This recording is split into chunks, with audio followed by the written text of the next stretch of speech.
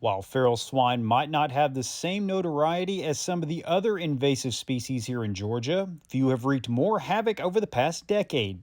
And that damage isn't just limited to the economy, as they also put a massive strain on the environment. So according to some surveys done by the University of Georgia in 2015, feral swine are responsible for approximately $100 million just in agricultural damage in the state of Georgia alone. Above and beyond that, when you tie in all the natural resource damage, water quality issues, threatened and endangered species, you can tack on about another $50 million to that. So it's a $150 million problem. Keep in mind, that's an 8-year-old number now, so I'm certain that some of those have increased over time. Beyond that, how do you put a dollar value on water quality?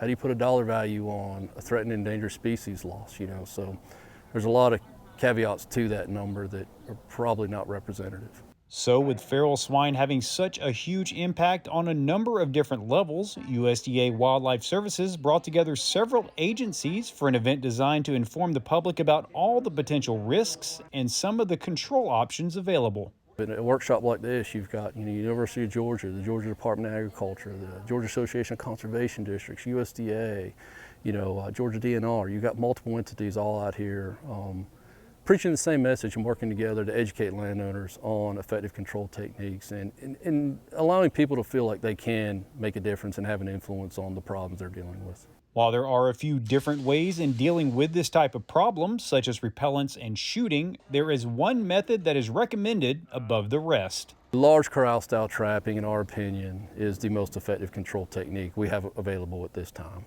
There's certain characteristics. You want to build a large enough trap to hold a large number of pigs. Pigs travel in large groups or sounders, if you will.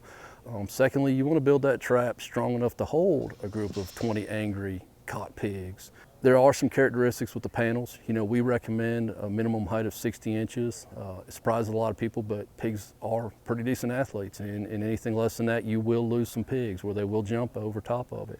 And with feral hogs being the most reproductively capable large mammals in North America, capturing the entire group is a must, which is why picking a method and sticking with it is so vital. If you're gonna go down the avenue of trying to utilize trapping on your property, it's highly recommended that be the only control technique you utilize. I'm not ever going to take a farmer's ability or right to carry a rifle behind their seat and shoot pigs. However, as long as those pigs are pressured, whether it's dog hunting, recreational sport hunting, thermal shooting, those pigs are constantly on the run. You're not going to have success getting those pigs to relax enough to remove that apprehension where they will go inside that trap, allowing you to have success in removing that entire family group. Reporting from Marion County, I'm Damon Jones for the Farm Monitor.